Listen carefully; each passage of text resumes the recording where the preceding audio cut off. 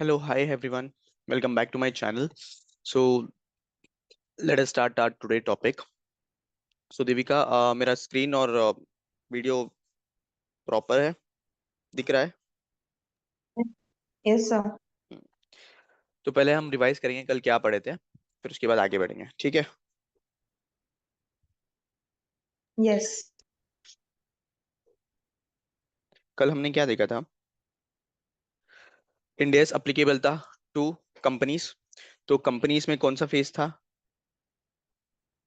Companies के ऊपर applicable हुआ इन दी फेज वाइज मैनर। तो हमने सबसे पहले देखा था फेज वन। फेज वन में क्या था? What are the requirements of phase one? Phase one का रिक्वायरमेंट्स था सबसे पहला, एक लिस्टेड होना चाहिए। क्लॉज ए का रिक्वायरमेंट था एक लिस्टेड होना चाहिए। Then and net worth should be 500 crore and more. Clause B का क्या था? अनलिस्टेड कंपनी होना चाहिए and net worth should be 500 crore और more. And C, holding subsidy associate, holding subsidy associate and joint venture. अगर कोई भी कंपनी अबाउट टू क्लासेस में आ रहा है, that is listed and unlisted वाला क्राइटेरिया एंड 500 करोड़ का नेटवर्थ का क्राइटेरिया, तो फिर उस केस में उसका holding company, associate, joint venture and subsidy, ये सारे भी इंडिया के कंप्लायंस में कवर हो जाएंगे। ये किया था हमने। एंड यहाँ पे जो holding subsidy associate and joint venture, इसका जो रिलेशनशिप देखेंगे वो डायरेक्ट रिलेशनशिप देखेंगे। जो भी company direct holding company, direct subsidy company, direct associate company and direct joint venture company, इन्हीं को इंडेस एप्लीकेशन होगा। उसका कोई फेलो सब्सिडी है या सब सब्सिडी है तो फिर इसको इंडेस एप्लीकेबल नहीं होगा। उस केस में हमें उसके जो parent company, let us take an example,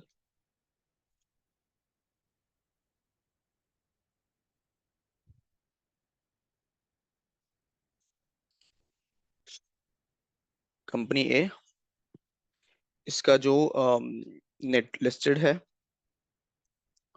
and net worth is rupees 500 crore और मोर। कूल। तो ये जो कंपनी ए है, ये तो इंडेस के कंप्लायंस में आ गया, राइट? सो इसका direct subsidy, for example P, Q, इसका direct holding company, Q is a direct subsidy company, H is direct associate company and JV direct JV company. ये जो है ना इंडिया के कंप्लायंसेस में आएंगे। बाकी के जो कंपनीज है, फॉर एग्जांपल लेट अस से एच का कोई सब्सिडी है सी, तो एच का कोई सब्सिडी है तो फिर उस केस में ए का जो इंडिया कंप्लायंस की वजह से सी को कंप्लायंस करने की जरूरत नहीं है। क्यों? क्योंकि वो डायरेक्ट रिलेशन में नहीं आ रहा है। तो सी का जो कंप्लायंस है वो किसके बेसिस में होगा? या तो एच कवर होना चाहिए बेस्ड ऑन लिस्टेड क्राइटेरिया, या तो लिस्टेड होना चाहिए या तो अनलिस्टेड होना चाहिए, राइट? एंड एच आ गया तो फिर उसका सब्सिडी कवर हो जाएगा। सी, या तो सी का जो है ना, या तो लिस्टेड होना चाहिए and net worth more than 500 crore दिखना चाहिए एंड अनलिस्टेड 500 करोड़। अगर ये जो क्राइटेरिया है अगर इसमें आए तो तब जाके सी कवर होगा। समझ रहा है? Yes sir. पक्का? तो हमने ये देखा था along हाँ। with the examples,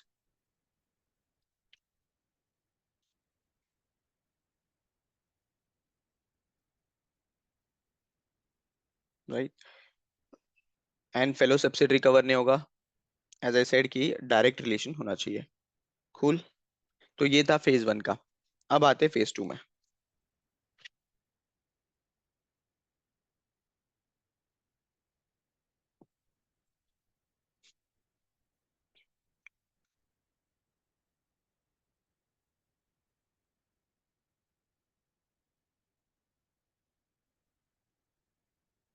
कंपनी को दो फेजेस में अप्लाई किया था, phase one and phase two. Phase one हुआ, phase one is clear. Yes sir. Companies को एक और भी ऑप्शन दिया था ना, वॉलंटरी एप्लीकेशन का।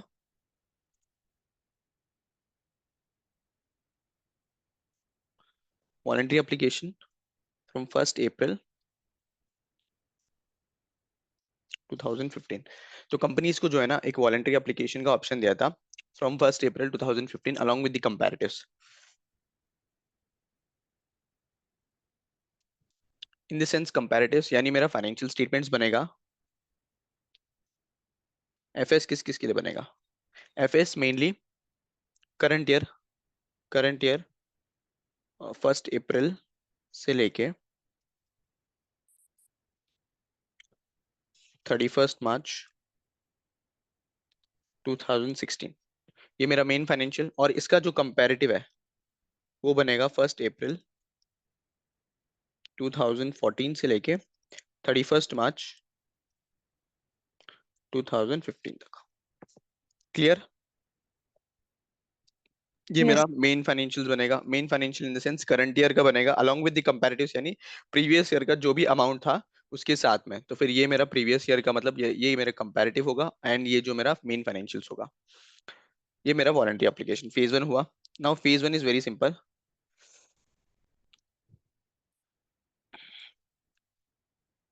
कल का नोट्स बनाया? अगर सर। बनाया होगा तो अभी भी स्टार्ट में साथ में लिखना चालू करो।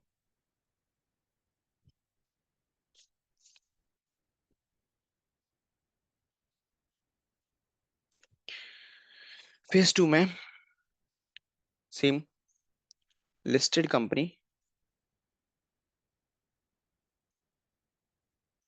और in the process of listing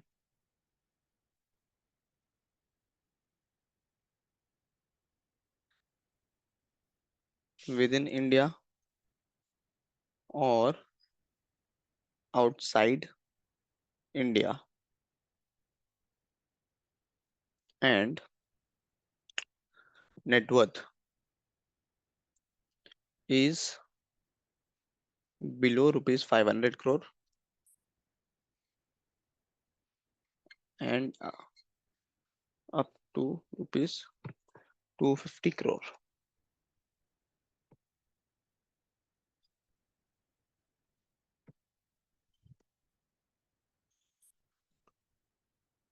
below 500 crore। तो एक सिंपल सा ये फेस है, एक बार रीड करके बताओ कि कुछ समझ में आया क्या?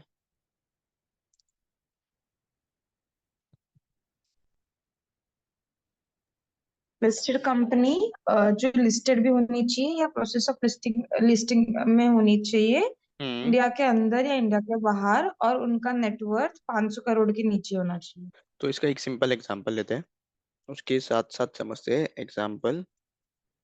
Let's say example company A है, company is listed and net worth is rupees 650 crore। तो ये एग्जांपल देख के तुम्हें क्या समझता है, ये कौन से फेज में आएगा, फेज 1 या फेज 2? Phase one. वाई? क्योंकि एक लिस्टेड है, first criteria, second criteria is 650 crore, 500 crore से अबव है, राइट? तो यहाँ पे जो फेज 2 में पहला क्राइटेरिया क्या है कि कंपनी होना चाहिए विच इज लिस्टेड और in the process of listing, and इसका जो नेटवर्थ है is below 500 crore। For example let's say 400 crore, 400 crore है। तो अब जाके ये जो है ना फेज 2 के अंदर क्लॉज ए में कवर होगा, राइट? एक और एग्जांपल लेते हैं, कंपनी बी अनलिस्टेड एंड इसका जो नेटवर्थ है रुपीज 400 crore है। तो ये कवर होगा सेकेंड क्लॉज में, सॉरी फेज 2 में, क्लॉज ए में। Yes no? नो। क्यों? क्योंकि इसका जो है, एक तो पहला क्राइटेरिया लिस्टेड होना चाहिए, राइट? वो नहीं है, it is an unlisted company, right? और सेकंड इसका नेटवर्थ भी, net worth below second condition satisfy हो रहा है, बट जो है ना फर्स्ट कंडीशन सेटिस्फाई नहीं हो रहा है, तो फिर इसके लिए फेज 2 के एक लॉस में नहीं आएगा। सिंपल इंटरप्रिटेशन समझा इसका? Yes.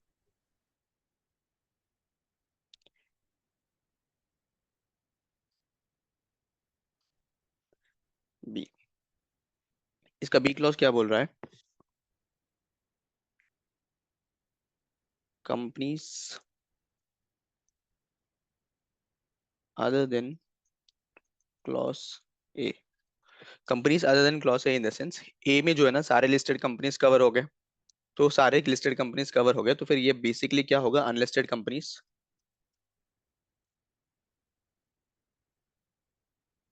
And net worth is up to rupees 250 crore. इसका भी एक एग्जांपल लेके करते हैं।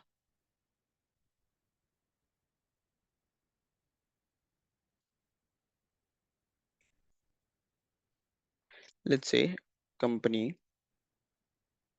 ए, सो अनलिस्टेड, एंड इसका नेटवर्थ जो है is rupees 600 crore. Based on this example कौन से फेज में कवर होगा? Phase one, phase two, phase three? Phase three अभी तक पढ़ाया नहीं है, फेज वन या फेज टू? Phase one. भाई, क्योंकि फेज वन का क्लॉज बी बोलता है that it should be an unlisted company and net worth should be more than 500 crore, right? Simple. And in case company B unlisted and net worth is rupees, let's say suppose 200 crore, this will be covered in phase 2. क्यों? क्योंकि unlisted है and net worth is more than 250 crores, तो यहाँ पे net worth का criteria is more than 250 crores. In case 500 cross होगा, in case 500 cross होगा, वो फेज वन में कवर होगा। 500 से कम है एंड अनलिस्टेड है, तो फिर उस केस में फेज टू के क्लस सब क्लॉज बी में कवर होगा। Simple.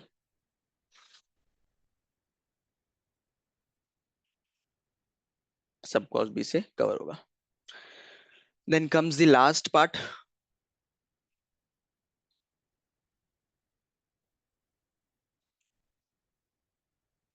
Holding subsidy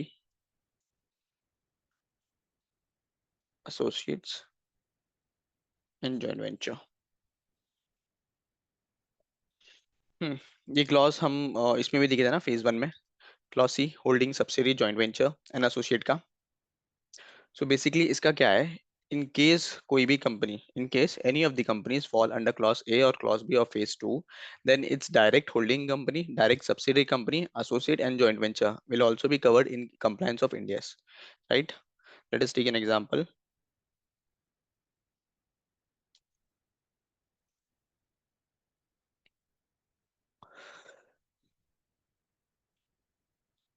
company PP limited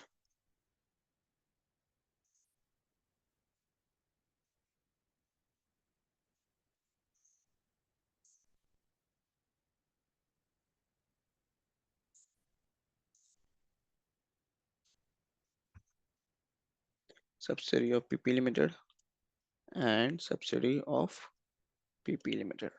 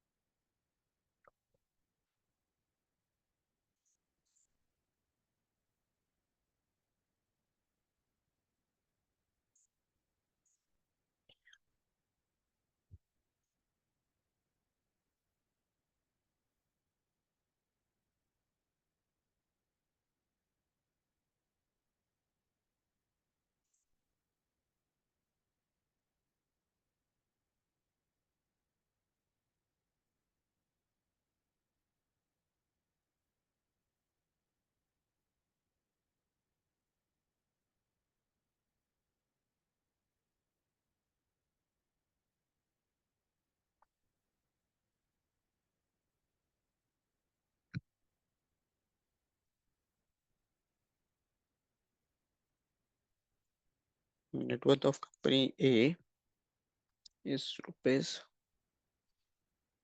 600 crore.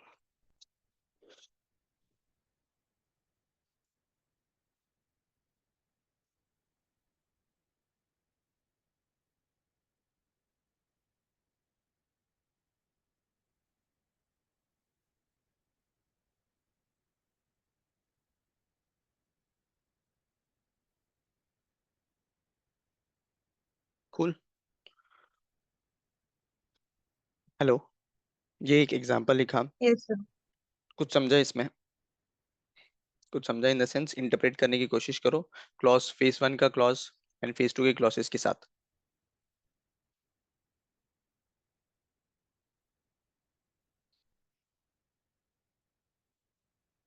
Company A है which is a parent company, sorry company PP limited is a parent company. Company A जो है वो subsidiary of PP limited है, and company B is subsidiary of PP limited. ठीक है, तो इससे क्या समझ में आ रहा है? Company A and company B are fellow subsidiaries, right? Then company yes A का सब्सिडरी, सॉरी कंपनी ए का जो है जे जो है वो एसोसिएट कंपनी है, एंड और डी जो है जॉइंट वेंचर कंपनी है। देन कंपनी बी का सब्सिडरी जो है वो ई है, एंड कंपनी एफ जो है ना वो एसोसिएट है। कंपनी ए का net worth is round about to 600 crore, एंड कंपनी बी का नेटवर्थ इज 300 करोड़। तो यहाँ पे किसको किसको इंडेक्स लगेगा? इंडेक्स अप्लीकेबल होगा। Try once. सर सारी कंपनीज। सारे कंपनीज को एक बार यस फेज सर। नंबर्स के साथ बता दो। Sir company A J D को फेज वन और कंपनी बी ई एफ को फेज टू। ओके, ये आएगा फेज वन, ये आएगा। कंपनी पी को phase one and phase to both. Cool. अब यहाँ पे जो है ना फेज टू में एप्लीकेशन डेट क्या है?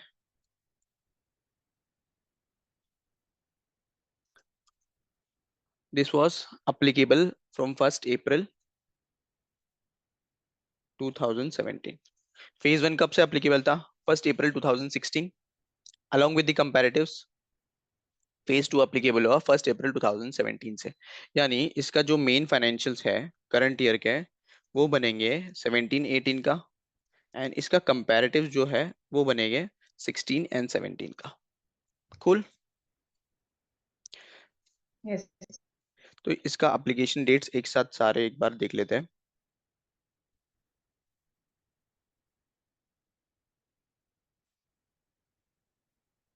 Simple 15, 16, 2015, 2016, 2017।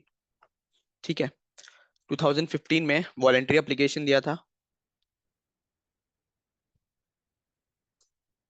There was an option for voluntary application along with the comparatives. Then in 2016, phase one,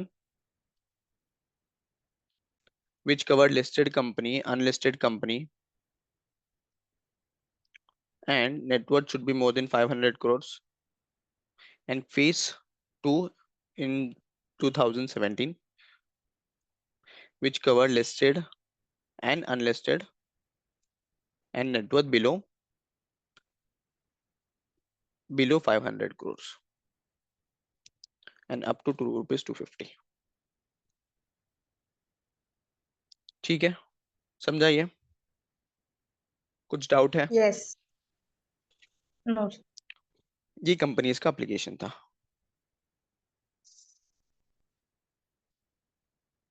इसका कुछ एडिशनल नोट्स है वो देख लेते हैं।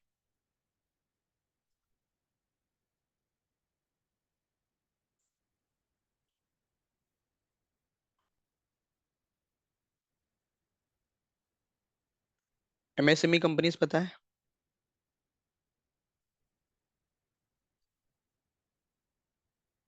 What do you mean by MSME companies? Micro small medium enterprises.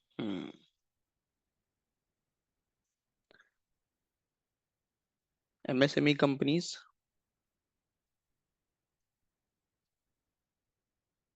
In case any company, कोई भी company जो है वो एसएमई एक्सचेंज करके होता है, which is specifically for small medium and ये जो एंटरप्राइजेस है, अगर वो जो है ना एसएमई एक्सचेंज में, लाइक अभी अपने बॉम्बे स्टॉक एक्सचेंज है, नेशनल स्टॉक एक्सचेंज है, वैसे ही एसएमई एक्सचेंज होता है। अगर वो कंपनी, कोई भी कंपनी एसएमई एक्सचेंज में है, तो फिर उस केस में उसको इंड एस अप्लीकेबल नहीं है। समझा क्या बोला? Companies yes. listed on SME exchange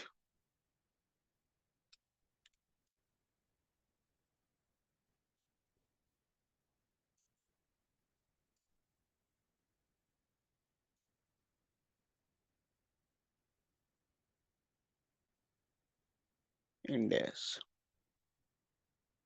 cool, समझा? कोई कंपनी अगर एसएमई एक्सचेंज में लिस्टेड है तो फिर उस केस में उसको इंडेक्स अप्लीकेबल नहीं है। The next is index application is irrevocable.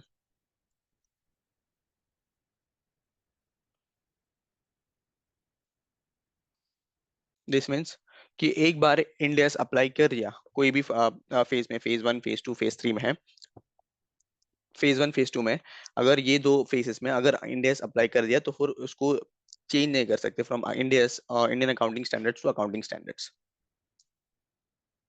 This is clear ये point? Yes. Then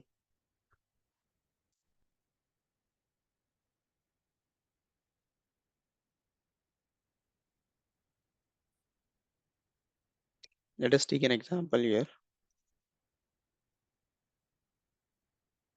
Suppose company A है which is listed in India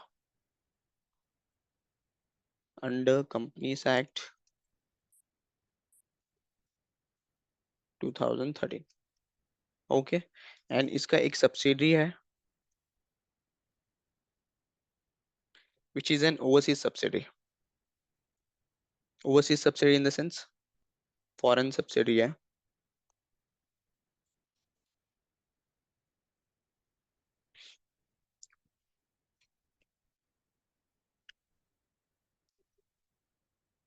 ठीक है, एंड यहाँ पे company A is following end S. Okay, तो ऐसा कुछ स्पेसिफिक के इम्प्लीकेशन नहीं है कि उसका जो फॉरेन सब्सिडी है, जो फॉरेन सब्सिडी है वो फॉरेन सब्सिडी को इंड एस अप्लाई करना है। तो फिर वो जो कंपनी, फॉर एग्जांपल ये समझो ये है सिंगापुर में, तो ये जो फॉरेन सब्सिडी है उसका जो बुक्स है वो फॉरेन सब्सिडी के लोकल गैप के हिसाब से बना सकता है। ठीक है, it can prepare its books as per the local GAAP, but in case of consolidation, अब कंसोलिडेशन के केसेस में जो पेरेंट कंपनी है, होल्डिंग कंपनी है, वो कंपनी फॉलो कर रहा है इंड एस। सो कंसोलिडेशन में जो सब्सिडी कंपनी का जो भी बुक्स है वो एज पर इंड एस बनेगा। तो simply if subsidy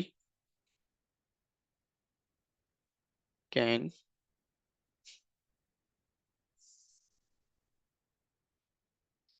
maintain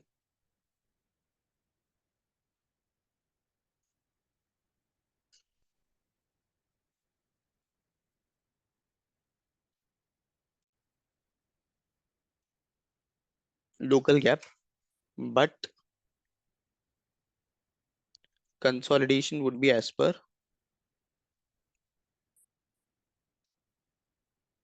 Ind AS। Clear है ये पॉइंट या फिर से बताओ? Yes sir. Company A which is an Indian company which is listed under Companies Act 2013। So ये जो कंपनी है इंडिया में लिस्टेड है and it has to comply with Ind AS, right? Then इसका एक फॉरेन सब्सिडी है which is outside India and which is not listed in companies act 2013।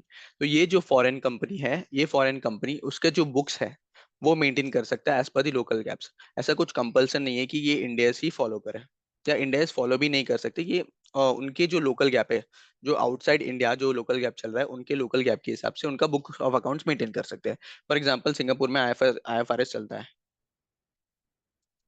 then in that case it can prepare its book as per the IFRS, but at the time of consolidation ending में consolidation बनाना पड़ेगा। तो जब consolidation बनाएंगे वो जो होगा Indians के हिसाब से होगा। ठीक है,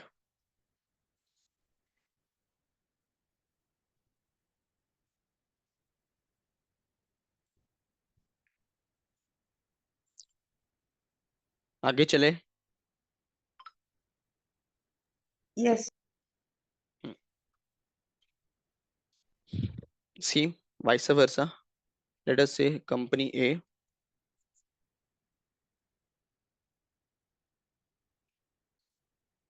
is a foreign company and it has a subsidiary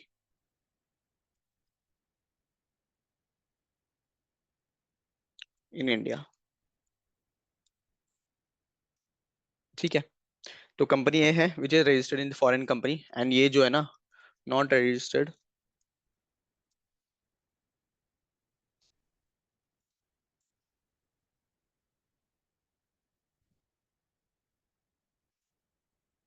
under companies act 2013।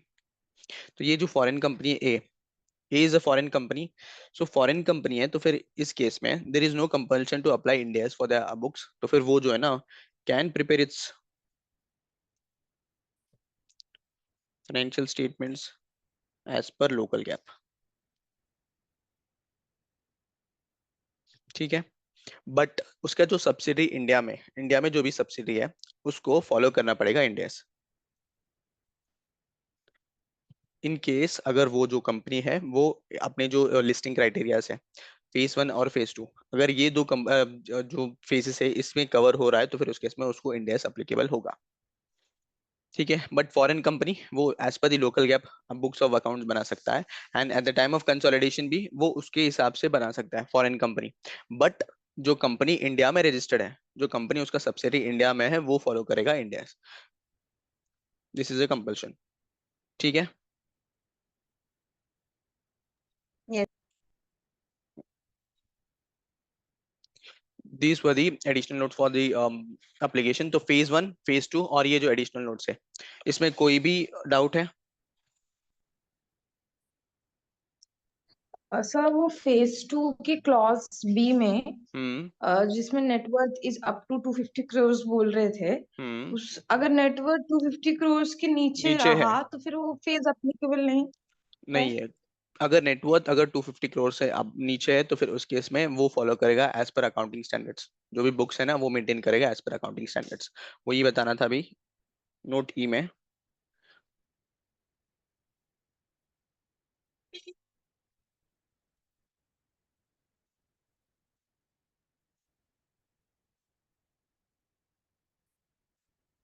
Criteria is below 250 crore and unlisted है, देन द कंपनी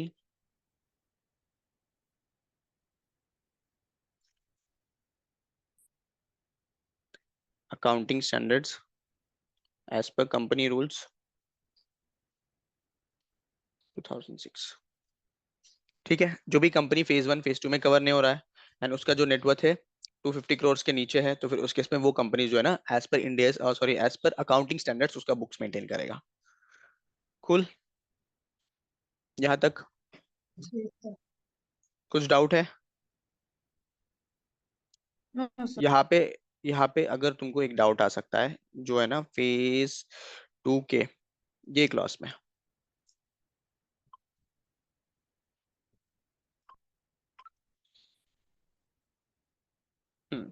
ये क्लॉज में कंपनी इज लिस्टेड एंड यहाँ पे बोल रहे हैं the net worth is below to 500 crore.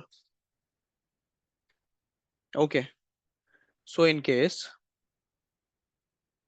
Let's say company का जो कंपनी तो लिस्टेड है एंड कंपनी का नेटवर्थ इज रुपीज 100 करोड़, तो इस केस में फेज 2 में कवर होगा?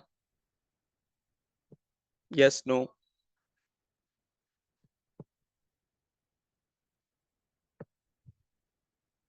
Company is yes listed. Sir. क्यों? क्योंकि यहाँ पे सिंपल वर्ड यूज किया है इज बिलो 500 करोड़, यानी नेटवर्थ कुछ भी हो but in case the company is listed तो फिर उस केस में फेज 2 क्लॉज ए में कवर होगा। देन क्लॉज बी में जो है यहाँ पे क्या यूज किया है वर्डिंग्स, अदर देन क्लॉज है अनलिस्टेड कंपनी बट उसका नेटवर्थ जो है ना 250 करोड़ तक होना चाहिए।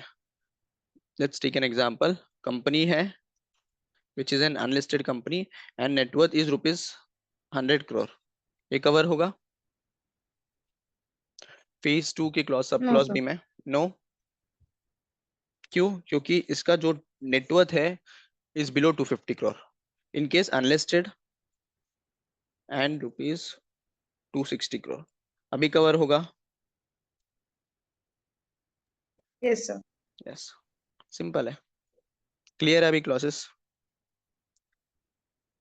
Phase yes 1 sir. फेज 2 के clauses along with the notes, अगर इन केस इन डेज की कंप्लायंस में नहीं आएंगे, यानी 6 फेज 2 के जो अनलिस्टेड कंपनीज है एंड उनका नेटवर्थ इज बिलो 250 करोड़, तो फिर उस केस में अकाउंटिंग स्टैंडर्ड्स अप्लाई करेंगे एज पर जो अपना इंटर में भी किया है ना अकाउंटिंग स्टैंडर्ड, उसके बेसिस में बुक्स मेंटेन करेंगे। तो एज ऑफ नाउ बहुत रेयरली कोई कंपनी अकाउंटिंग स्टैंडर्ड्स यूज करता है, सारे कंपनी जो है ना इंडिया यूज करते हैं। ठीक है। सर वो एप्लीकेबिलिटी का क्या रिलेशन है? 1 अप्रैल 2017 से एप्लीकेबल होगा, तो हम्म। उसका कोई रिलेशन है क्या, कोई क्वेश्चन से? क्वेश्चन इन द सेंस, मतलब कि कल मतलब हमने अगर कट कोई ऑफ देखा, कंपनी उससे कट ऑफ पहले। डेट, कट ऑफ डेट देखा था हमारा, जो इंडेक्स अप्लीकेबल हुआ राउंड अबाउट इन 2015। ठीक है। तो उसके बाद से अप्लाई करना चालू किया है इंडिया में।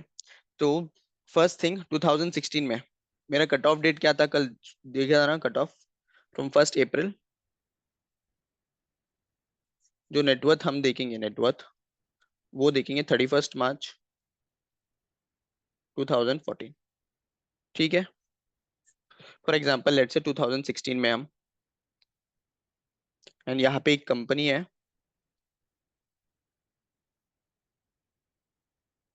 जस्ट अ मिनट,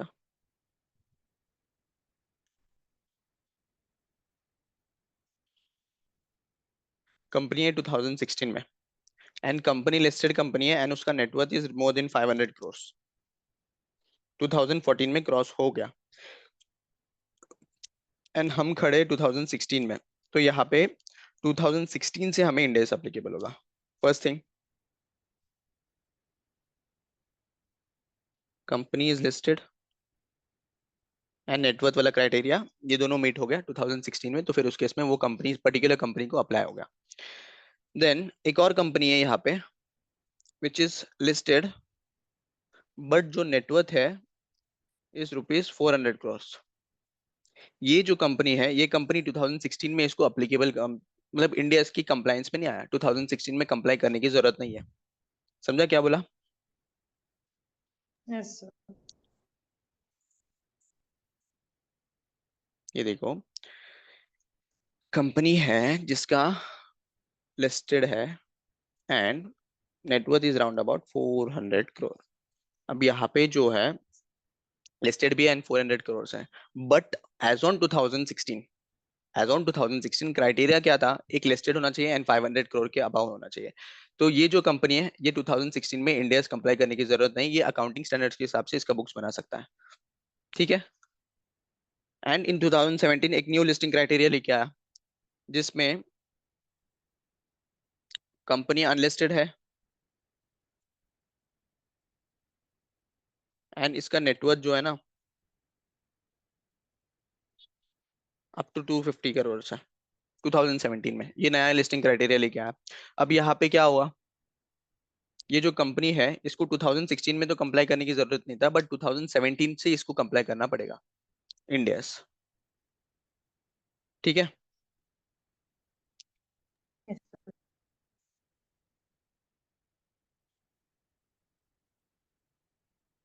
कुछ डाउट? 2 मिनट में क्लास एंड होगा, then will start a new session. Okay sir.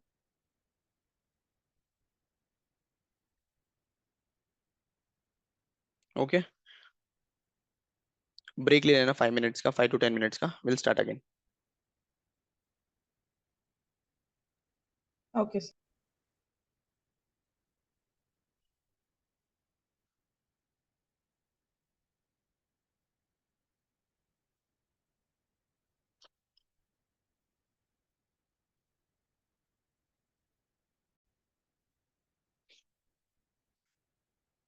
अब हमने कौन से देखा है?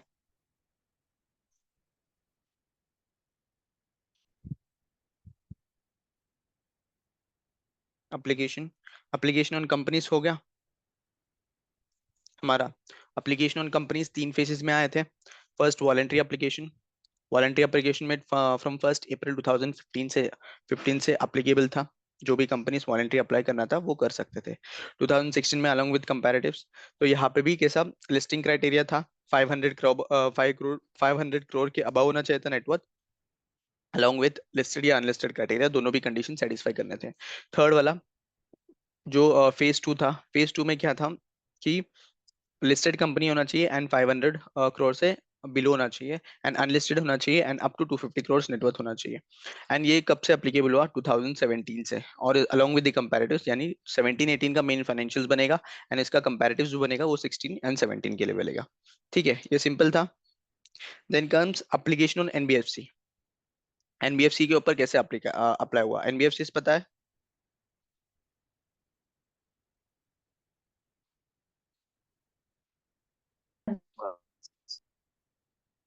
सॉरी, आवाज नहीं आ रहा है।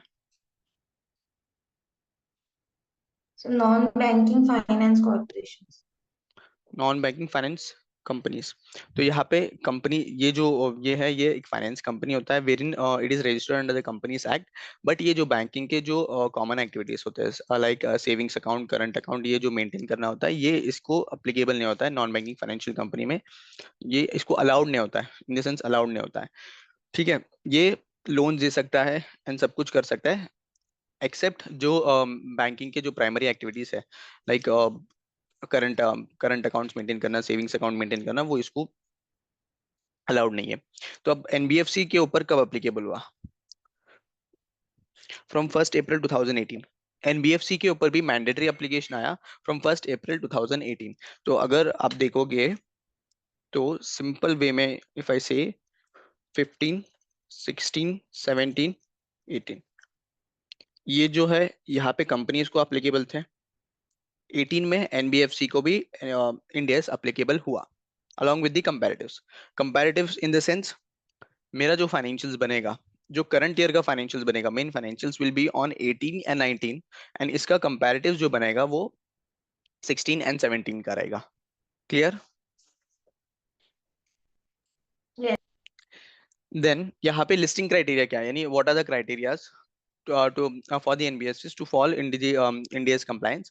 तो first thing, it should be listed और अनलिस्टेड कंपनी, या तो लिस्टेड होना चाहिए या तो अनलिस्टेड होना चाहिए, और in the process of listing having net worth of 500 crore और मोर। सिंपल, या तो वो लिस्टेड है या तो अनलिस्टेड है और उसका 500 करोड़ के अबव है, और उसका direct holding company, subsidy company, associate company और जॉइंट वेंचर कंपनी को भी एप्लीकेबल होगा। Let's take an example.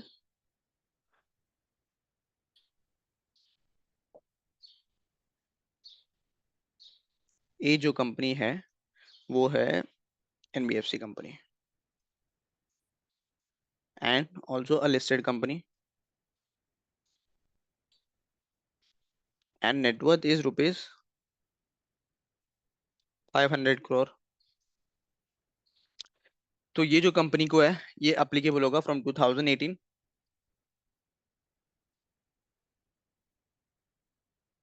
Right? 2018 से अप्लाई होगा।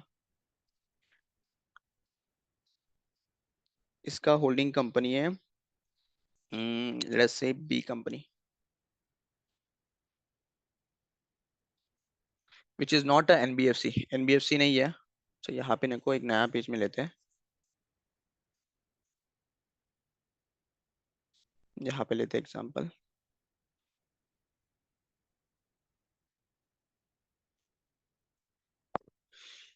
ए इज एनबीएफसी कंपनी, इसका होल्डिंग कंपनी है P, not a NBFC, and ये फेज 1 फेज 2 जो कंपनीज को अप्लीकेबल है उसमें भी फॉल नहीं कर रहा है। समझ रहा क्या बोल रहा हूँ? इसका सब्सिडी है C, which is also an NBFC. ठीक है, तो अब क्या हुआ, सबसे पहले चीज इसका नेटवर्थ है, ये लिस्टेड कंपनी है एंड इसका नेटवर्थ इज रुपीज 500 करोड़। तो ए तो कंप्लायंस में आ गया, A will comply with Ind AS with respect to कौन से डेट से होगा? 1 अप्रैल 2018 से होगा ए को अप्लीकेबल। अब यहाँ पे पी का सब्सिडी ए है एंड ए का जो होल्डिंग कंपनी पी है, राइट। क्लॉज बी क्या बोल रहा है यहाँ पे? क्लॉज बी ये वाला, इसका direct holding subsidy joint venture and associate, ये भी सारे कंपनीज ए के, उसको भी इंडेस कंप्लाई होगा। तो यहाँ पे पी जो है वो एनबीएफसी भी नहीं है, नॉर्मल कंपनी है। नॉर्मल कंपनी को हम कौन सा क्राइटेरिया चेक करते हैं? फेज 1 फेज 2 का, कंपनीज का फेज 1 फेज 2 का क्राइटेरिया चेक करेंगे। उसमें भी फॉल नहीं कर रहा है। अगर फॉल नहीं कर रहा है और एनबीएफसी भी नहीं है, फिर भी इसके ऊपर जो है ना इंडेस एप्लीकेशन आएगा। क्यों? क्योंकि उसका जो सब्सिडी कंपनी है वो इंडेस कंप्लायंस कर रहा है। सिंपल। एंड यहाँ पे सी विच इज एनबीएफसी, तो ए का जो डायरेक्ट सब्सिडी है सी, इसमें सी क्या है? सिंपल, ए को अप्लाई हो रहा है तो उसके सब्सिडी उसको भी अप्लाई करना पड़ेगा इंडेस। समझा? यस और नो? यस। हाँ। एंड यहाँ इसका main financial will be 18-19 and comparatives will be 17 and 18।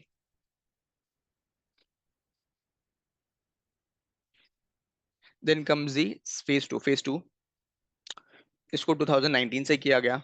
18 में क्या था?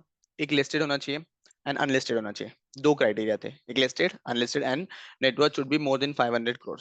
एंड इसका जो डायरेक्ट होल्डिंग कंपनी है, subsidy company, associate and joint venture, ये चार भी आ जाते थे इफ इट इज उसका जो मेन कंपनी है वो इंडिया कंप्लायंस कर रहा है। फेज 2 में क्या आ गया? सारे लिस्टेड कंपनीज जिसका net worth is below 500 crore. Phase 1 में क्या था? Net worth more than 500 crore, but यहाँ पे लिस्टेड कंपनीज होना चाहिए एंड इसका जो नेटवर्थ है is more then is less than 500 crore. यहाँ पे एग्जांपल लेते हैं इसका भी।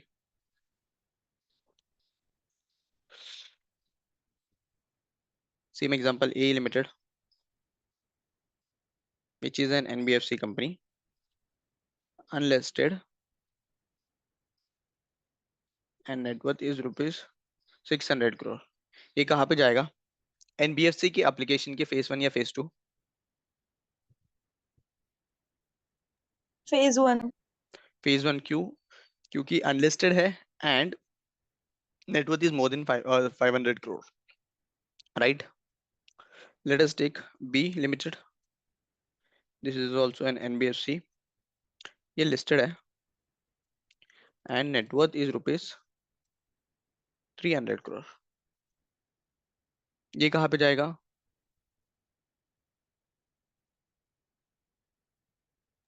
Phase 2। Phase 2। Simple. Hope this is clear.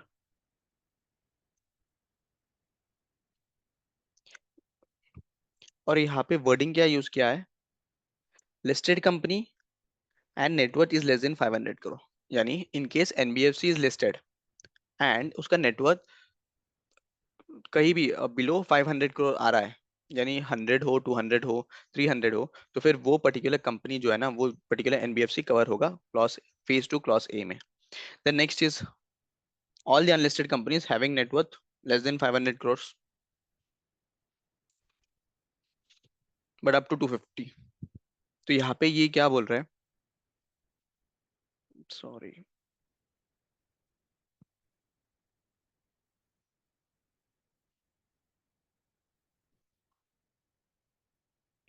Company is unlisted, okay, and net worth is rupees 200 crore।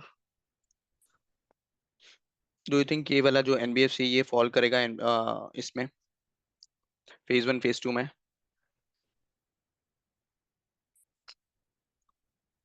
सोचो सोचो। No sir. क्लॉज बी का क्राइटेरिया क्या है? 1, it is should be unlisted, right, and net worth should be up to rupees 250 crore। तो 250 crore and above है तो फिर उस केस में इसको इंडेस अप्लीकेबल है। इन केस 250 करोड़ के बिलो है, उसके नीचे है, तो फिर उस केस में इंडेस अप्लीकेबल नहीं होगा। इसको क्या फॉलो करना पड़ेगा? अकाउंटिंग स्टैंडर्ड्स फॉलो करेगा करना पड़ेगा एंड उसके हिसाब से उसका बुक्स मेंटेन करना पड़ेगा। Simple.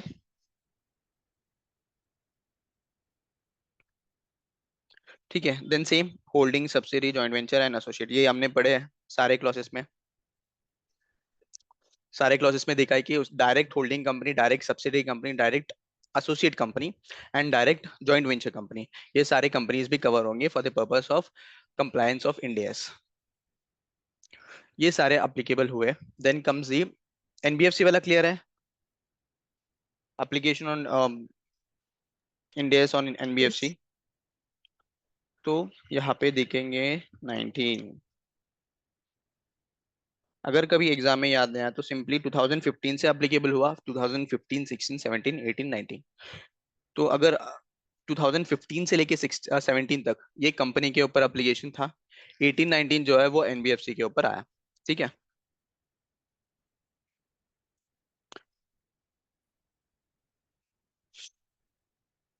Then comes the fourth, Ind AS on banking company, application on banking company और insurance company.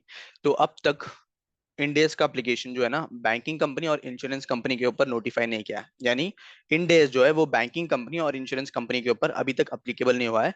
For the further notification, अगर कुछ एमसीए फर्दर नोटिफिकेशन देता है कि इंडेस अप्लीकेबल होगा बैंकिंग कंपनी और इंश्योरेंस कंपनी के ऊपर, तो तब से इंडेस अप्लीकेबल होगा। तो फिलहाल application of Ind AS is not applicable on banking company as well as insurance company.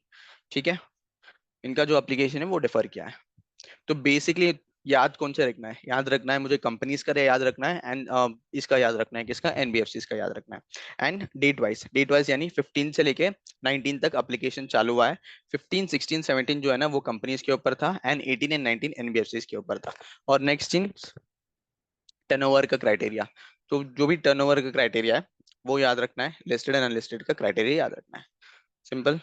इसके बेसिस में एक क्वेश्चन सॉल्व किया, उसके बाद हम नेटवर्थ पढ़ते कि how to calculate net worth.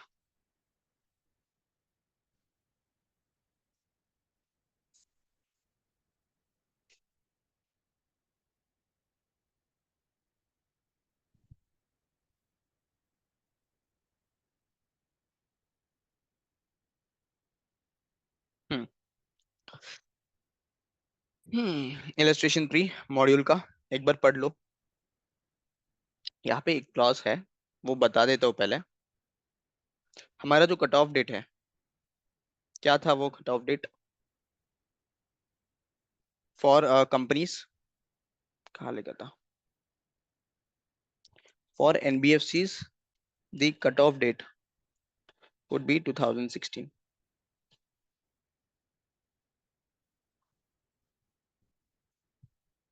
and for companies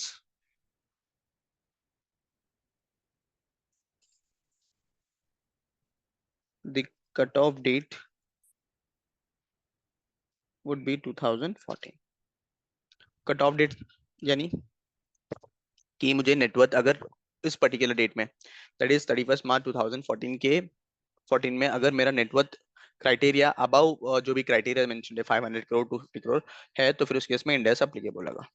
अब यहाँ पे एक जो है ना आईटीएफजी करके एक कमिटी है, इंडेस और टेक्निकल फैसिलिटेशन ग्रुप। क्या है? इंडेस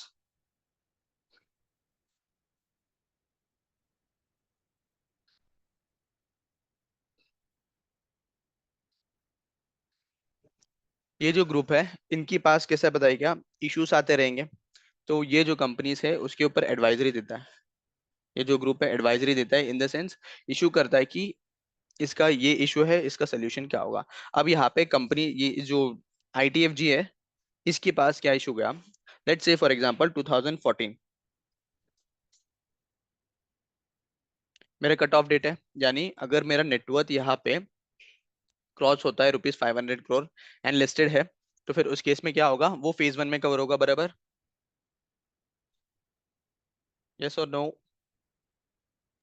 Yes, sir. फेज 1 में कवर होगा। बट यहाँ पे जो है ना 2014 में मेरा नेटवर्थ है ₹400 करोड़ एंड 2015 में मेरा नेटवर्थ हुआ है 600 करोड़। तो अब बताओ मेरा कट ऑफ डेट क्या है? 14। 14 है मेरा कट ऑफ डेट। बट मेरा net of cut off date में मेरा जो नेटवर्थ है इज ओनली 400 करोड़, तो यहाँ पे फेज वन अप्लीकेबल होगा क्या? No sir. Listed and unlisted नहीं। बट आईटीएफजी जो है ना, लेकिन 2015 में नेटवर्थ जो हुआ 600, विच इज अबव 500 करोड़। तो अभी जो है ना इंडेस अप्लीकेबल होगा या नहीं? इशू समझा है तुमको क्या है? What is the issue? Issue is 14th को कट ऑफ डेट है मेरा, एंड 14th को मेरा जो नेटवर्थ है इज 400 करोड़। यहाँ पे तो अप्लीकेबल नहीं होगा क्योंकि क्राइटेरिया में आता ही नहीं। बट 2015 में मेरा जो नेटवर्थ है वो 600 करोड़ हुआ, which is more than 500 crore. जो 2014 को अप्लीकेबल होना चाहिए था इंडेस, वो 2015 के बेसिस में अप्लाई कर सकते हैं क्या? तो यहाँ पे आईटीएफजी ने एक एडवाइजरी दिया, यानी उसका सोल्यूशन दिया कि इन केस कंपनी का जो companies net worth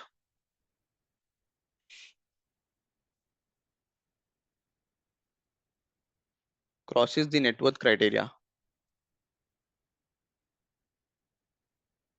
after the specified date, यानी कौन सा, फर्स्ट 31 मार्च 2014, अगर उसके बाद भी इन 2015 भी अगर मेरा नेटवर्थ क्रॉस होता है, तो उस केस में मेरा इंडेक्स अप्लीकेबल है फ्रॉम 2016। क्लियर? क्या समझा क्या बोला? सेम इसके रिलेटेड यही क्वेश्चन देखते हैं। हम्म, यहाँ पे क्वेश्चन देखो, the net worth of the company be, an unlisted company, is rupees 600 crore as on 31st March 2014. However, due to losses incurred on 14-15, the net worth of the company was rupees 400 crore on 31st March 2015.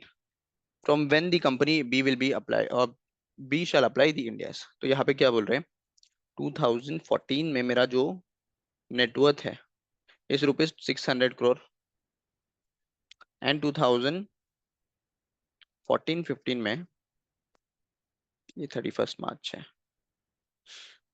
मेरा net worth due to losses down हो गया to 400 crore.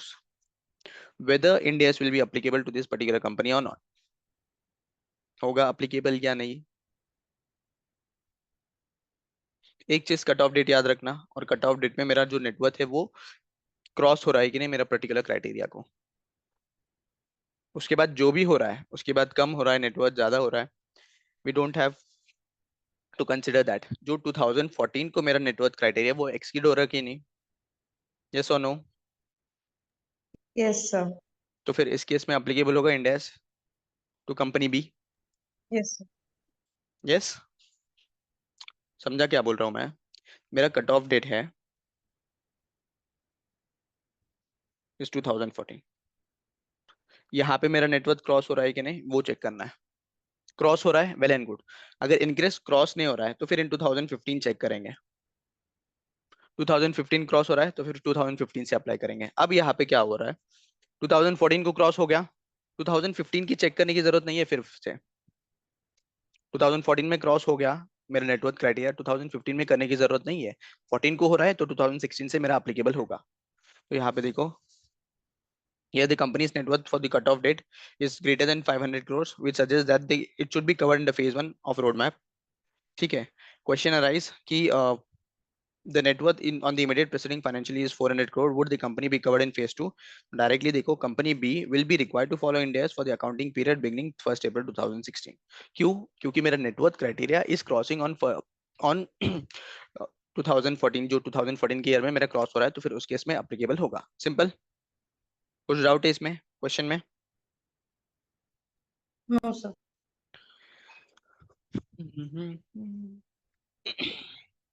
ये वाला question next. The net worth the company जो है ना was 400 crore on 31st March 2014।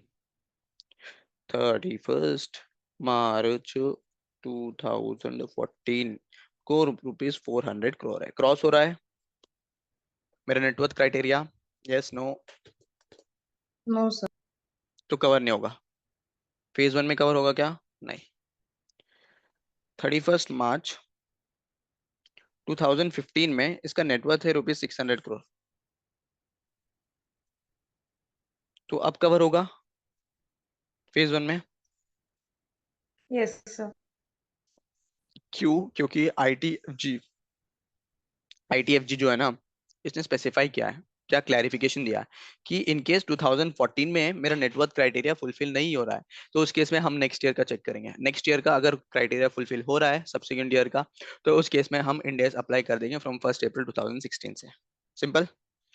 यहाँ पे similar encounter issue encountered in ITFG, issue which covers reference to clause B. ये ठीक है, ये लिखने की जरूरत नहीं है एग्जाम में, बस इतना लिख देना। For the companies which are not in existing in 2014, an existing company falling under any of the thresholds under sub-rule 1 of first 31st March 2014, the net worth shall be calculated on the basis of first audited financial statements ending after the respect date। यानी इसका मतलब क्या है, 2014 में मेरा net worth criteria fulfil नहीं हो रहा था, इसके बाद जो भी ऑडिटेड फाइनेंशियल स्टेटमेंट है, ऑडिटेड फाइनेंशियल स्टेटमेंट में अगर मेरा नेटवर्थ क्राइटेरिया फुलफिल हो रहा है, अगर मेरा net worth criteria after that fulfil हो रहा है, तो फिर उस केस में अपने को इंडेस एप्लीकेबल होगा। Hence, the company that meets the threshold requirement specified in the company's rule 2014 in this particular year, Ind AS will become applicable to that such company in the immediate next financial year. Hence, in the present case, company C is covered under phase one of roadmap accordingly, and Ind AS would be applicable for the 1st April 2016. Simple. ये clarification था, समझा? Sir but to में applicable होगा ना, but ये to में applicable होगा। To का अप्लीकेशन कब आया? 2018 नहीं नहीं, 2017। 15, एक मिनट, क्यों नहीं आ रहा है पेन?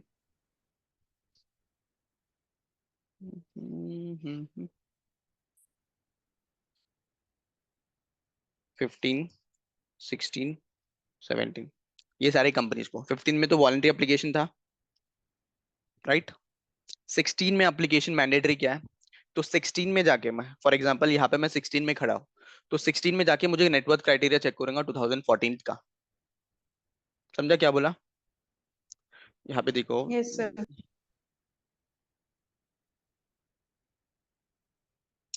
ये 2016 है। 2016 में फर्स्ट एप्लीकेशन आया इंडियस का, ठीक है। 16 में चेक करूंगा मैं कि 2014 में मेरा नेटवर्थ आया है कि नहीं, मतलब नेटवर्थ जो है ना वो क्रॉस कर रहा है कि नहीं। चेक किया मैंने, क्रॉस नहीं कर रहा, तो फिर इस डेट के बाद जो भी ऑडिटेड फाइनेंशियल स्टेटमेंट है, फॉर एग्जांपल 2015 में एक्सीड हो रहा है, तो यहाँ पे अब जो बोल रहे हैं 2017 में, अभी तक तो 2017 का नोटिफिकेशन आया ही नहीं ना एप्लीकेशन का। अभी जो चल रहा है 2016 में चल रहा है, 2016 में ही अप्लीकेबल है कि नहीं, तो उसके लिए हमें 2014 एंड 2015 इसका देखना पड़ेगा। समझा क्या बोला, या फिर से बताओ? यस। ठीक है, तो सिंपल है, 2016 में फर्स्ट एप्लीकेशन फेज वन का आया एंड फेज टू आया, सॉरी फेज वन आया। फेज वन में अब 2016 में बता रहे कि लिस्टेड कंपनी होना चाहिए, अनलिस्टेड होना चाहिए, एंड उनका net worth is more than 500 crore. तो 2016 में रुक के मैं चेक करूंगा कि 2014 में मेरा नेटवर्थ क्राइटेरिया फुलफिल हो रहा है कि नहीं। अगर नहीं हो रहा है 2015 का चेक करेंगे, 2015 में हो रहा है तो फिर 2016 से अप्लीकेबल करेंगे। समझ रहे हो? 2016 में अप्लीकेबल करेंगे। लेट्स से आप जो बोल रहे हो 2017 में, अब यहाँ पे 2016 में अप्लीकेशन हुआ ही नहीं, यानी जो पर्टिकुलर क्राइटेरिया है लिस्टेड अनलिस्टेड एंड 500 करोड़ के अबाउ, ये वाला हुआ ही नहीं, तो तब जाके 2017 का जो क्राइटेरिया है वो अप्लाई करेंगे बेस्ड ऑन 2014 के नेटवर्क। ठीक है। ओके। हम्म, ये हमने कल किया था ना शायद क्वेश्चन, फिर से देख लेते हैं। Company D is a parent company, कहाँ गया क्वेश्चन? हाँ, company D is a parent company of group A. Company A is an unlisted company having net worth of 60 crores as on 31st March 2014. Following are the companies of the group। ये सारे companies है। एक बार ये question को पढ़ के बता दो कि कंपनीज को अप्लीकेबल है कि नहीं।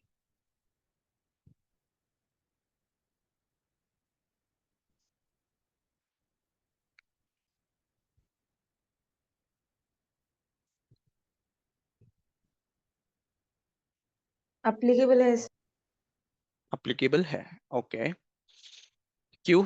द ट्रिगरिंग पॉइंट क्या है कि कंपनी बी जो है ना वो अनलिस्टेड कंपनी है एंड उसका 600 करोड़ क्रॉस कर रहा है, तो फिर यहाँ पे जो है इसको इंडेस अप्लीकेबल होगा। यस। यस। तो इसका सब्सिडरी ए जो है, सॉरी इसका subsidiary A, subsidiary of A, sorry,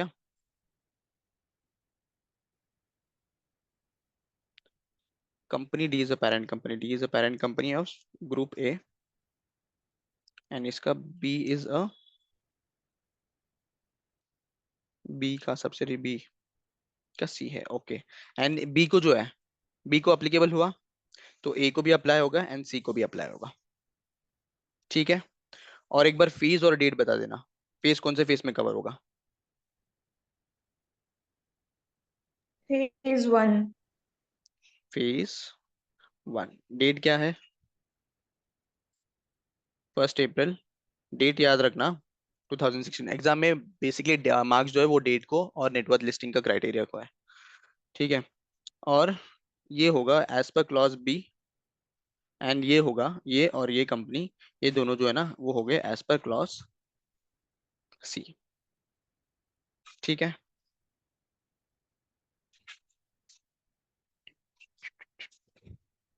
ठीक है, एक इशू देखते हैं एक और।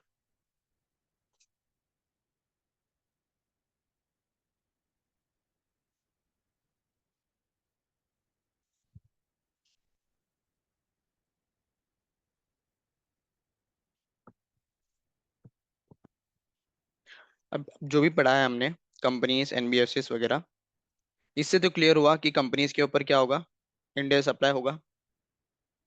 देन कम्स एनबीएफसीज के ऊपर होगा एंड बैंकिंग और इंश्योरेंस कंपनी, इसका तो स्पेसिफिकली बताया कि जब तक डेट नोटिफाई करते नहीं करते तब तक इंडेस एप्लीकेबल नहीं होगा, बराबर। नाउ कम्स द क्वेश्चन कि जो पार्टनरशिप फर्म्स है या फिर कोऑपरेटिव सोसाइटीज है, इनको इंडेस एप्लीकेबल है कि नहीं? यस और नो?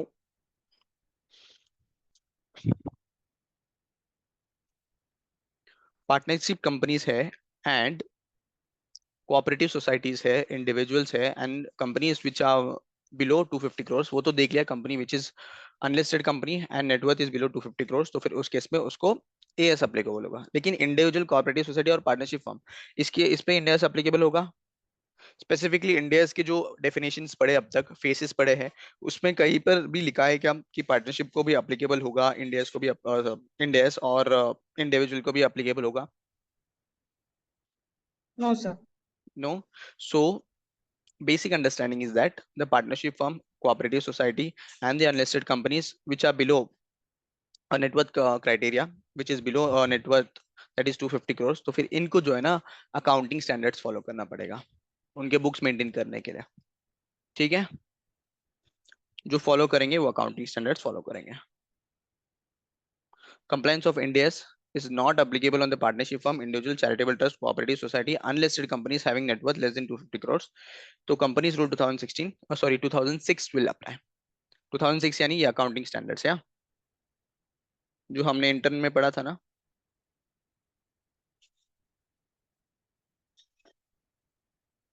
कूल। देन आते हैं नेटवर्थ क्राइटेरिया। अब तक देख रहे थे ना कि नेटवर्थ नेटवर्थ नेटवर्थ, अच्छा टाइम खत्म हो रहा है। ठीक है, अब तक देखते आ रहे थे कि नेटवर्थ नेटवर्थ नेटवर्थ, कि नेटवर्थ इतना होना चाहिए, नेटवर्थ उतना होना चाहिए। How to compute this network? Net worth compute किया है कभी इंटर में या कभी भी? Yes sir. तो नॉर्मली जो बेसिक अंडरस्टैंडिंग है हम लेते थे बचपन से, हम्म,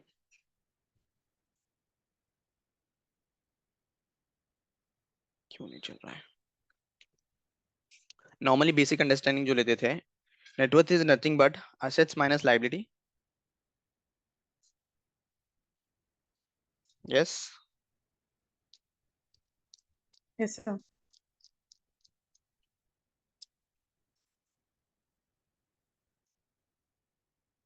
ये टी फॉर्मेट अभी फाइनल में नहीं चलता, फॉर पर्पस ऑफ अंडरस्टैंडिंग। तो ये लाइबिलिटीज, सॉरी, यहाँ पे असेट्स होता था एंड यहाँ पे लाइबिलिटीज होता था। Total assets minus total liability is equal to, यहाँ पे बोलते थे नेटवर्थ, विच कवर्स अपना कैपिटल, अपना इंटर की भाषा में बोल रहा हूँ, कैपिटल, फिर उसके बाद और रिजर्व्स वगैरह कवर होते थे। सिमिलरली नेटवर्थ यहाँ पे भी वैसे ही कैलकुलेट करेंगे। तो नेटवर्थ में क्या क्या आएगा? Simple, paid up share capital of the company, paid up share capital of the company, then securities premium,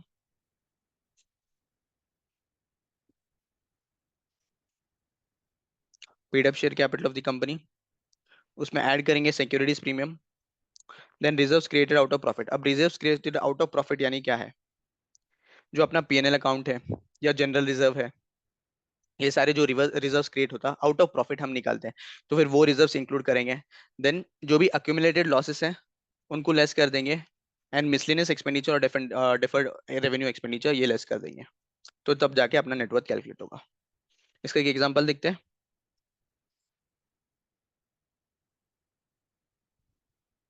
क्या इसको लैपटॉप को,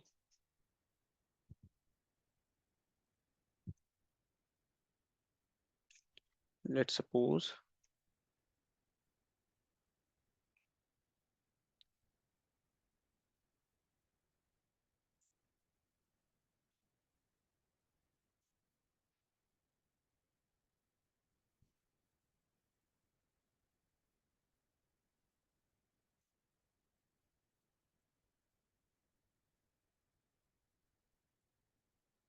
securities premium is 200 crore, then general reserve is rupees 50.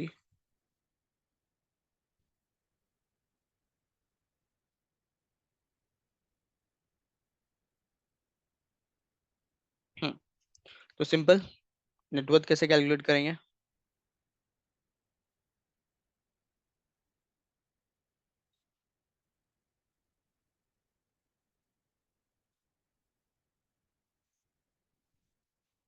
Net worth कैसे कैलकुलेट कैलकुलेट करके बताओ। Paid up share capital, add करेंगे securities premium, nine then add hundred crore करेंगे 900 crore। पक्का? 900 yes sir. crore है, and the company is listed, company is listed, and यहाँ पे जो नेटवर्थ है वो आ गया मेरा 900 crore। तो ये कौन से फेज में आएगा? Phase one, phase two, phase three? Sorry, phase one, phase to, और फेज अपना जो वन फेज वन, और डेट क्या होगा? 1 अप्रैल 2016। गुड। हम्म। अब यहाँ पे फॉर एग्जांपल मैं लेता हूँ यहाँ पे रिवैल्यूएशन रिजर्व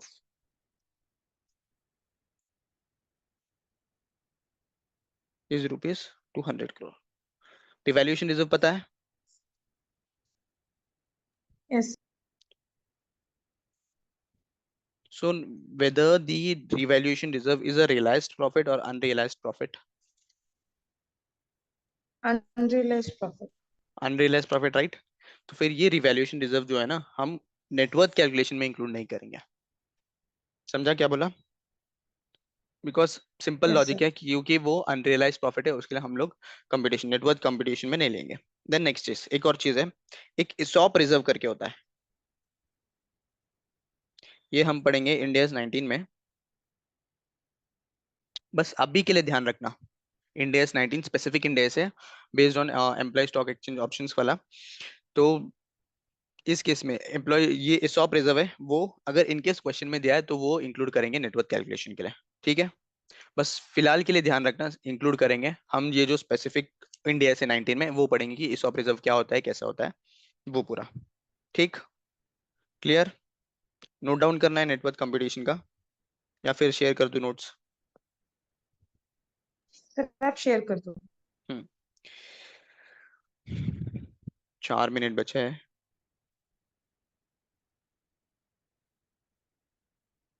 जल्दी जल्दी से ये क्वेश्चन देख लेते हैं। Following in the snapshot of audited balance sheet of company A as on 31 March 2014। Company A का listed company on the Bombay stock exchange from 2010। ठीक है, इक्विटी शेयर कैपिटल दिया है, सिक्योरिटीज प्रीमियम दिया है, जनरल रिजर्व दिया है, रिवैल्यूएशन रिजर्व दिया है, प्रॉफिट एंड दिया है, लाइबिलिटीज दिया है, फिक्स्ड एसेट्स वगैरह सब कुछ दिया है यहाँ पे। तो सिंपली हम क्या करेंगे नेटवर्थ कैलकुलेशन के लिए, इक्विटी शेयर कैपिटल 60, क्यों नहीं चल रहा है, equity capital 160, securities premium is 200, general reserve include करेंगे, रिवैल्यूएशन रिजर्व को करेंगे, yes sir. And profit and loss account is ₹75। And मेरा मिसलेनियस डिफर्ड एक्सपेंडिचर है, रिट ऑफ नहीं किया है, which is not written off, इसको लेस करेंगे 80। कंप्यूट करो कितना आ रहा है,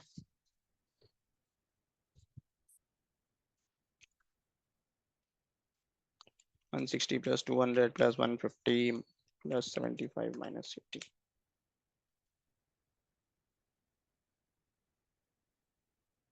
कितना आ रहा है नेटवर्थ,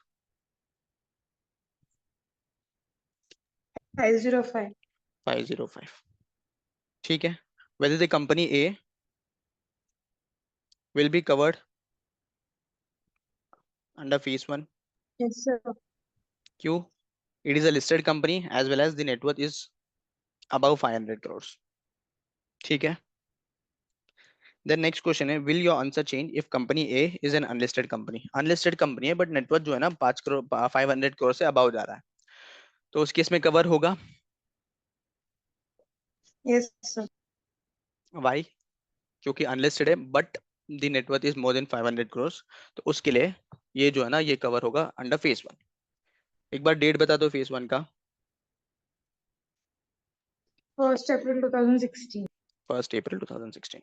दिमाग में छप गया डेट्स एंड नेटवर्थ का क्राइटेरिया, यस सर। इजी था क्वेश्चन। देखो नेटवर्थ 500 और रिवैल्यूएशन रिजर्व को इंक्लूड नहीं करेंगे, then Ind AS would be applicable for the accounting period beginning 1 April 2016, simple. Yes. अब बचा है हमारा ये चैप्टर में क्वेश्चंस बचा है, और एक दो आईटी एफजी का जो क्लैरिफिकेशन है वो बचा है, वो हम कल खत्म कर देंगे। तो आज के लिए इतना बस करते हैं, okay, thank you for okay attending. Sir. कुछ डाउट्स है, नो सर। एक बार गो थ्रू कर लेना, in case you have doubts ask me tomorrow, thank you. Thank you sir.